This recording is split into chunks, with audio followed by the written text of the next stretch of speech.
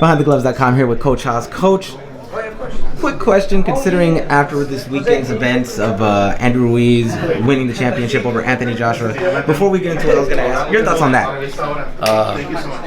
I was not that surprised. Everybody had asked me in the gym, we like to say, we call it a pinky bet. So you got to pick who's going to win, who's going to lose. If you lose, we're going to cut your pinky off on Monday morning in the gym. So can't bet with your heart, can't bet with your wallet. So unfortunately, my pinky bet probably would have been with Joshua, but my heart and who I was rooting for and also my paycheck would have been on Andy because the odds were so good. And he's a nice guy. He's a good guy, so it was really good to see him win. And I thought he did exactly what he should have done. So Manny had him ready, exactly counterpunching, firing back whenever he got caught. So I can't say I'm that surprised.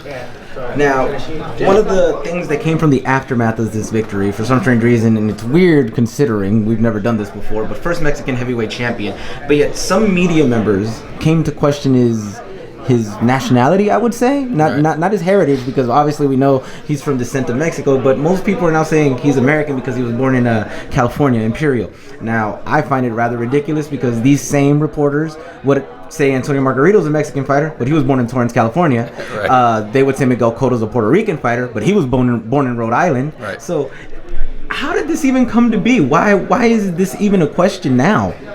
Unfortunately, I think what happens, boxing's our own little universe, our own little world, and it's sad to see it happen, but it's kind of the story of the country nowadays. Everybody wants to be so divided over everything instead of saying, let's be happy for Andy. He's the first Mexican heavyweight champion in the history of boxing, which is, it's bizarre because Mexican fighters are known as being warriors and having some of the best fighters in history. So it's amazing that it's taken this long. I understand that there's not a lot of Mexican heavyweights. There was another big upset on the PBC card. Mexican heavyweight knocked out an undefeated African guy. Yeah, so I saw that.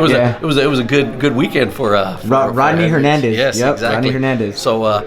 But I think it's unfortunate. So, yeah, we're all Americans, but we all also came from somewhere, or our parents came from somewhere, and we should be proud of our history and our heritage, and also where we're from. But we shouldn't detract from him being Mexican because he is Mexican.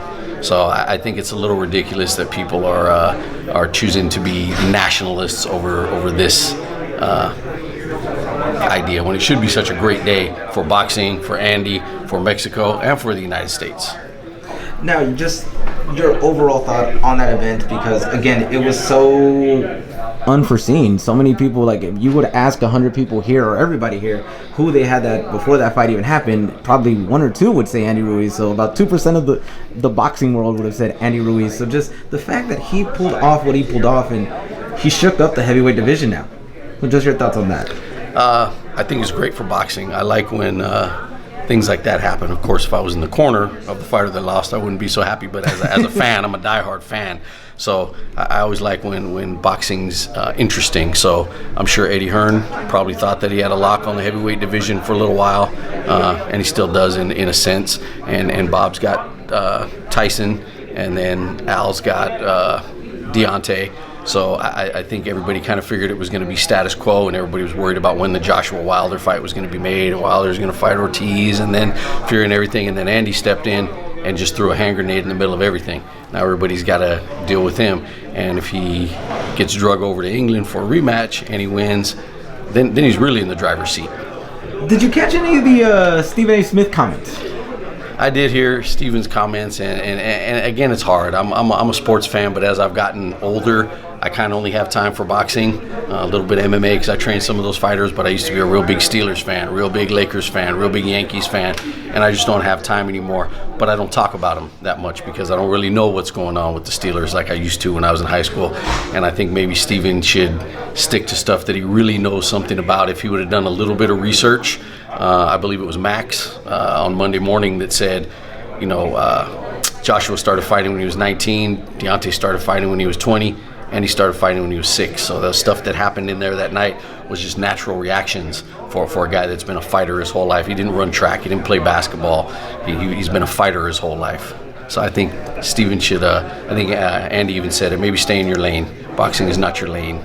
Canelo even went after him. Did he? I didn't hear that. Canelo went after him, told him that his comments were somewhat ignorant and coming out from the wrong place. And Stephen A's defense was mainly this loss to Ruiz kind of puts a hold on Joshua versus Wilder. But even then, if you go back, and Stephen A should know this, because Pacquiao lost to Bradley the same year and got knocked out by Marquez in the same year, and it still didn't hold up Mayweather versus Pacquiao. We still got it at the time we were going to get it. So this doesn't really hold it up, because if you break everything down, Tyson wants 2 more fights, and then his fight's already re-signed for Wilder, so that's a 3rd fight. Wilder's has the Luis Ortiz rematch, and then he's going into Wilder, so that's 2 fights. That's spring of 2020. This still at the earliest. Yeah, exactly, at the earliest for them to fight. So for Wilder, it would have been the end of 2020, beginning of 2021 for Wilder and Joshua. And now with the Andy thing, it keeps Joshua busy as well. So it still seems like everything's a course. So it seemed kind of weird of Stephen A's comments. I think sometimes people should either do one of 2 things. They should choose their words a little more wisely. I'm guilty of that sometimes too. One thing that I'm trying to be better at, and that people say I'm getting better at, and I think most humans could do it, sometimes you just need to shut the fuck up. And if you don't know what you're talking about, and you're not certain of the things you're saying, now if you want to say, that's my opinion, and I don't have this huge platform to put it out there on, that's one thing, but you have some responsibility. But again, it's shock value. I'm sure his employer's happy because people are talking about him. I'm sure he's happy because people are talking about him. And I don't know him, so he may be a really good guy and maybe just came off the wall. But I feel it was out of place. All right, thanks for your time, Coach. No problem. Hey Fight fans, it's Michelle Joy Phelps. If you haven't already subscribed to our YouTube channel, make sure you do so by clicking this icon right here, or else